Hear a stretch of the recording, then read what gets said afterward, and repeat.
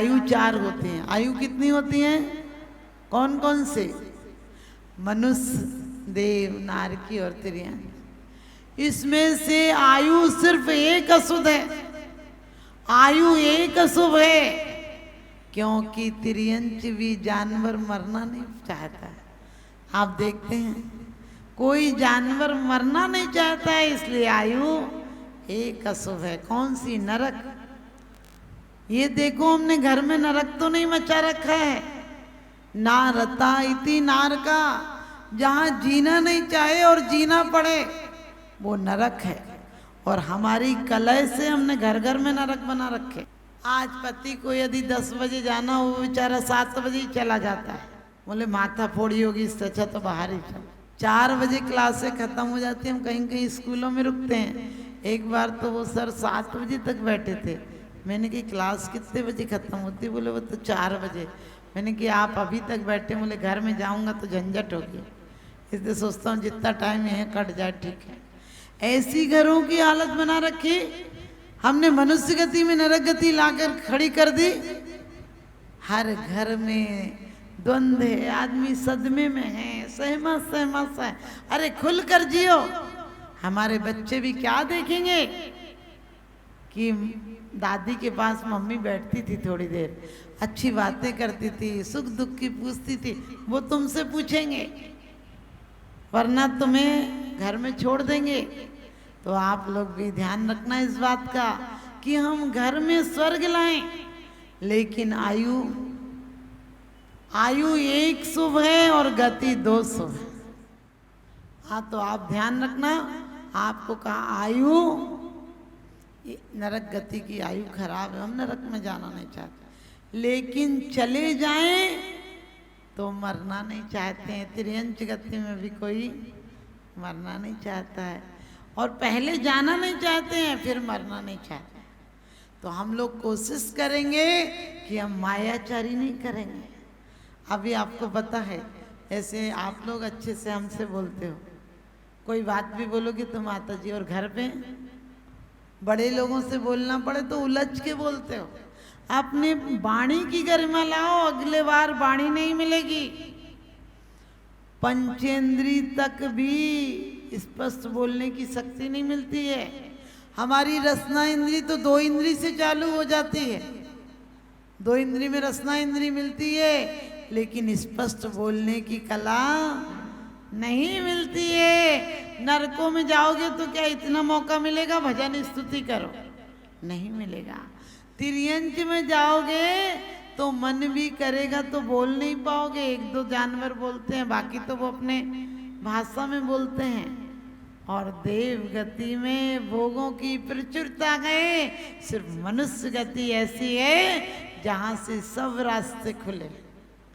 देव गति से देव गति में नहीं जा सकते हो, तो उसी वक्त के बाद देव गति से नरक गति में नहीं जा सकते हो, नरक से देव में नहीं जा सकते हो, नरक से नरक में नहीं जा सकते हो। लेकिन मनुष्य गति ऐसी है जहां से चारों गतियों में जा सकते हैं, और वो सब हमारे हाथ में है। बिल्कुल ये मत सोचो कि इस परिवार में जीना है। इस परिवार में तो ऐसे जीना है जैसे कि कोई मुसाफिर धर्मशाला में जीता है। हमें लक्ष्य हमेशा, क्योंकि मैं जग में रहूं तो ऐसे रहूं जैसे जल में कमल का फूल रहे। जब जब संसार का कैदी बनो, निस्वार्थ भाव से कर्म करूं, फिर अंत समय में प्राण तजूं, निराकार तुम्हारे चरणों में। मौत के समय कोई नहीं समाधि सुधार सकता, ध्यान रखना। कई लोग एकदम कोमा में चले जाते हैं, होश नहीं होती है, कोई माने उनकी मोमेंट नहीं होती है, और ले जाते बोले समाधि कराई समाधि। हमने कही समाधि ऐसी होती है क्या? कभी कभी लोग तड़पते रहेंगे, उनको अस्पताल नहीं ले जाएंगे। मैं ये नहीं कहती अस्पताल ले जाओ, लेकिन उनका योग उपचार कराओ। यदि उन्हें ऑक्सीजन की कमी है तो ऑक्सीजन लगाओ, लेकिन उनकी गति सुधरेगी जिन्होंने जीवन भर परिणाम बहुत प्रशस्त रखे होंगे। आप लोग कहेंगे हम शुद्ध खाने लगे, शुद्ध खाओ, लेकिन आप यदि ऐसे शुद्ध नहीं खा सकते हो, कम से कम इतनी मर्यादा तो रख सकते हो कि घर में मिक्सी है, चक्कियाँ हैं, सब 2-2 4-4 दिन का पीस के रखो, आराम से थोड़ा थोड़ा करो और शुद्ध खा लो। आप पानी के अकेले के लिए मत सोचिए कि कुएं का पानी नहीं पिएंगे तो अशुद्ध है। कम से कम उस पानी को यत्नाचार पूर्वक छान के यूज तो कर सकते हैं। और घर में छन्ना बांध कर मत रखो, अरे हाथ दिए थोड़ी देर पानी छानो और कम से कम जहाँ भी पानी बह रहा है वहाँ बिलझाने की क्रिया तो करो। लोग छन्ना बंधा रहता है, छन्ना बंधा रहता, अरे छन्ने में तो जो सूख जाएगा तो सारे जीव मर जाएंगे। अपनी क्रियाओं में बिल्कुल कमी मत करो। आप कम से कम इतना तो कर सकते हैं। अब बच्चों से कहते हो उपवास करो, उपवास करो। मैंने कहा उपवास वो नहीं है जो उपवास कर लेना, अरे सारे प्रपंचों से हटकर अपने आत्मा में वास कर लेना उपवास। और तुम वैसे उपवास नहीं कर सकते हो, बच्चों को कहते हो तो निर्जल होता है, नहीं तो पाप लग जाएगा। हमने कहा पाप कोई लगने की चीज है क्या? बच्चों की शक्ति हो तो निर्जल कराओ, पति की शक्ति हो तो निर्जल उपवास के लिए कहो, नहीं तो कह दो एक टाइम भोजन कर लीजिए, शाम को पानी उन्हें ले लेना। क्योंकि पुरुष कुछ तो करेंगे तो सही। और उसके बाद भी ये जरूर कहो कि सामायिक कीजिए, पूजा कीजिए, व्रत की पूजा कीजिए, क्योंकि कुछ तो करेंगे। बच्चों को आज आप निर्जल कहेंगे तो बच्चे नहीं कर पाएंगे, क्योंकि दे चन्नादि कीट कम। लेकिन कम से कम इतना पुरुषार्थ तो आप लोग कर ही सकते हैं कि बच्चों को एक टाइम 2 टाइम खिलाओ, लेकिन पूजन जाप बताओ। अभी धूल दोगे तो कल बच्चे फूल देंगे। अभी बच्चों को छोटे छोटे नियम एक दिन बड़े हो जाते हैं, घुटनों के बल चलते चलते पैरों के बल चल जाते हैं। औरत काम करती थी, रानी राजकुमारी की टहल करती थी, चोटी बनाती थी, पैर हाथ धुलाती थी, उसे पंखा जलती थी। अचानक किसी कारणवश एक दिन उसका बेटा राजमहल में अपनी माँ को बुलाने आया। और आपको पता है, आप कहीं जाएं तो आपको काम वासना के चित्र दिख जाते हैं। पोस्टर लगे होंगे साधु के, रोज नजर नहीं जाएगी। यदि गंदे पोस्टर लगे होंगे रोज नजर जाएगी। उस समय तो आंखों की पुतली और फैल जाएगी, अच्छे से देखोगे। तो वो अपनी माँ को बुलाने गया, लेकिन माँ के साथ साथ राजकुमारी पे नजर पड़ गई। आप भी सच बताना, दुनिया की सबसे सुंदर औरत पुरुषों की पत्नी हो, सबसे सुंदर पुरुष स्त्रियों के पति हो, ऐसी कामना रखते। लेकिन ये कामना मत रखो, अरे वो परम पुरुष मेरा स्वामी हो जो कि कभी बदलता नहीं अपने को। तो उसने आकर अपनी माँ से कहा कि माँ हम राजकुमारी से शादी करेंगे। उसकी माँ ने सैकड़ों गालियाँ सुनाई, बोले पागल है क्या? अरे जो दाल रोटी मिल रही है वो भी जाती रहेगी और फांसी पे चढ़ा देंगे। वो तो जिद होती है, क्योंकि कामासक्त व्यक्ति को कुछ नहीं दिखता, अपनी औकात नहीं दिखती है। तो वो भी जिद पड़ गया कि वही चाहिए। अब माँ ने बहुत समझाया, लेकिन उसने तो खाना पीना छोड़ दिया। और 15-20 दिन हो गए, खटिया से लग गया, ऐसा हो गया कि एक आध दिन में जान निकल जाएगी, इतना कमजोर हो गया। माँ बहुत समझाती लेकिन मानता नहीं, और कहते हैं पुत्र का पुत्र भले ही होले, मात ना होगी कुमाता। माँ अपनी जीवन की उम्र भी बच्चों को देना चाहती है, और बच्चे अपनी माँ को 1 घंटा भी दे दें तो बड़ी खुशनसीबी है। तो ध्यान रखना, जिन मंदिरों में तुम कामनाएं करते हो कि भगवान ने हमारी उम्र लग जाए, वही बच्चे मंदिर में जाकर कहेंगे कि भगवान इनकी मिट्टी कब उठाएगा। मैंने कहा भगवान कोई नगर पालिका वाला है क्या जो तेरे घर की मिट्टी उठाने आएगा? अरे मिट्टी मूर्ति बन जाती तो जगत पूज्य हो जाती।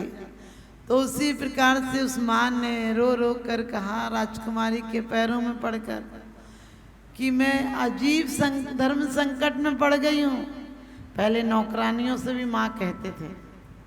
2.5 माह से आपको पता है, पहले सफाई कर्मचारी भी हो, जो भी कोई भी हो घर में कर्मचारी, यदि गांव की बेटी है तो बुआ जी, यदि छोटी उम्र की माँ से तो काकी, ताई जी, दादी जी, अच्छे शब्दों से सबको संबोधन करते थे। आजकल तो सास को भी बोलते ये ले लो बन गया, अरे ये बोलती हो, तुम्हारे बच्चे ये भी नहीं बोलेंगे। तो उसने भी कहा 2.5 माह आप क्यों चिंता करती हो, बताओ क्या हुआ। उसने कहा क्या बताऊं, उसको बताने के बाद सिर्फ मेरे सामने मौत है। राजकुमारी बुद्धिमान थी, कहने लगी बताओ तो सही। उसने घटना बता दी। राजकुमारी को उस बूढ़ी माँ ने घटना बता दी, बेटा उस दिन वो मुझे बुलाने आया था, तेरा रूप देखकर पागल हो गया, मानता ही नहीं, मैं बहुत उसे मना करती हूँ कि ये नहीं हो सकता है, और मैं विधवा औरत हूँ, एक सहारा मात्र है, मैं कैसे जिंदा रहूँगी। उसने कही माँ हम कोई ना कोई युक्ति निकालेंगे, आपका बेटा भी नहीं मरेगा और रास्ता भी साफ हो जाएगा। ऐसा नहीं होगा, मुझे पता है पिताजी नहीं करेंगे ऐसा। और कहते अपने पिताजी के पास गई और कहने लगी एक समस्या है। बोले क्या? बोले पहले अभय दान दो, आप समस्या सुनकर उतावले नहीं हो जाओगे। बोले बताओ क्या बात है। कहने लगी, उसने घटना बताई। राजा ने तो तुरंत तलवार निकाल ली, कहने लगे उसकी इतनी हिम्मत। कहने लगे पहले आप अभय दान दे चुके हो और छत्री का वचन कभी खाली बदलता नहीं, आप क्यों ऐसे आवेश में आ रहे हो। मैं आपको एक युक्ति बताती हूँ, वो मर जाएगा और आपका काम बन जाएगा, लेकिन एक शर्त है, उसे 6 महीना के लिए कहो कि योगी बनकर तपस्या करे। 6 महीना निराहार जंगल में खड़ा रहे पर्वत पर, और पहरेदार लगा दो कि वो कुछ खाए पिए नहीं, वो अपने आप मर जाएगा। आपका ये भी नहीं होगा कि आपने एक निर्बल कमजोर को मारा है, आपकी बदनामी भी नहीं होगी। और कहने लगे, राजा कहने लगे, फिर कहने लगे पिताजी लेकिन एक बात है, यदि 6 महीना वो अपनी तपस्या में खरा उतर गया, 6 महीना बिना भोजन पानी के रह गया, तो वो कोई विशिष्ट पुरुष होगा, शक्तिशाली पुरुष होगा। यदि 6 महीना जीवित रहा तो मैं उससे शादी कर लूंगी। राजा के सामने तो बहुत बड़ी समस्या थी, लेकिन उसने कहा आप ये तो सोचो 6 महीना आम आदमी तो जिंदा नहीं रह सकता है। और पिताजी को भी लगा 6 महीना में तो मर ही जाएगा। और 6 महीना वैसा ही किया, पर्वत पर उसे खड़ा कर दिया गया और वो खड़ा हो गया। कहने लगे मरूंगा तो इसके लिए मरूंगा और जीऊंगा तो इसके लिए जीऊंगा।